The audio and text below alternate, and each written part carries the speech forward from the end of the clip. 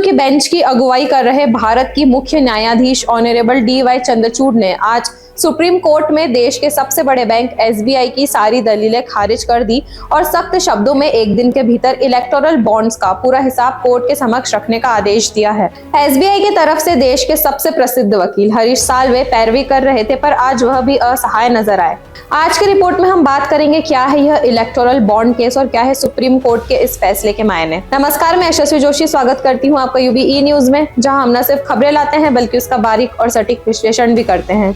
Supreme court ने एक बार फिर एसबीआई और सरकार को एक तगड़ा झटका दिया है। एसबीआई की तरफ से इलेक्टोरल बॉन्ड्स की जानकारी साझा करने की मोहलत बढ़ाने की मांग सुप्रीम कोर्ट ने सिरे से खारिज कर दी है। सुप्रीम कोर्ट ने एक बार फिर एसबीआई और सरकार को एक तगड़ा झटका दिया है। एसबीआई की तरफ से इलेक्टोरल बॉन्ड्स की जानकारी साझा करने की मोहलत बढ़ने की मांग सुप्रीम कोर्ट ने सिरे से खारिज कर दी है और अपने आदेश में साफ स्पष्ट शब्दों में कहा है कि 12 मार्च तक सारे आंकड़े उपलब्ध कराए जाएं और चुनाव आयोग 15 मार्च तक आंकड़ों को अपलोड करे।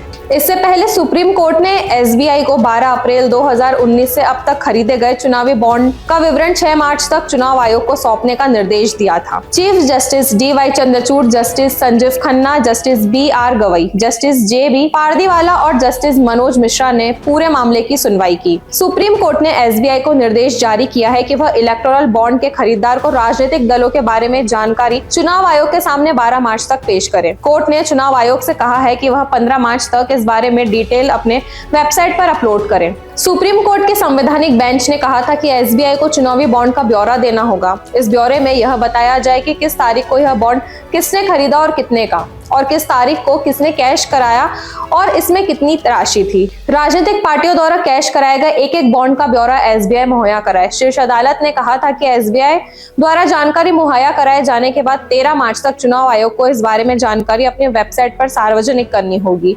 अब आपको बताते हैं कि क्या होता है चुनावी बॉन्ड। चुनावी बॉन्ड भारत में राजनीतिक दलों को फंडिंग कराने का एक तरीका था। अज्ञात चुनावी बॉन्ड की योजना केंद्रीय बजट 2017-18 के दौरान वित्त विधेयक 2017 में पेश की गई थी। 15 फरवरी 2024 को सुप्रीम कोर्ट ने अपने एक आदेश में इसे असंवैधानिक करार दिया और एसबीआई को जानकारी साझा करने का आदेश दिया था। सुप्रीम कोर्ट के चीफ जस्टिस ने कहा था कि हमारा आदेश 15 फरवरी तक का था। 11 मार्च को सुनवाई के रोज 26 दिन बीत गए। आपने मैचिंग यानी मिलान के लिए 26 दिन में क्या किया? आपने इस बारे में आवेदन क्यों नहीं लिखा कि क्या किया? अदालत ने कहा कि एसबीआई से कहा गया है कि वह इलेक्टोरल बॉन्ड के खरीद का डिटेल और खरीदार का डिटेल एसबीआई के पास है। साथ ही एसबीआई के पास राजनीतिक पार्टियों द्वारा इसे भुनाए जाने का डिटेल भी है। जस्टिस खन्ना ने कहा कि राजनीतिक पार्टियों के डिटेल है कि कितने बॉन्ड किसने भुनाए। अब देखने लायक बात यह होगी कि क्या एसबीआई सुप्रीम कोर्ट के दिए गए समय के अंदर यह जानकारी उपलब्ध करा पाता है या नहीं।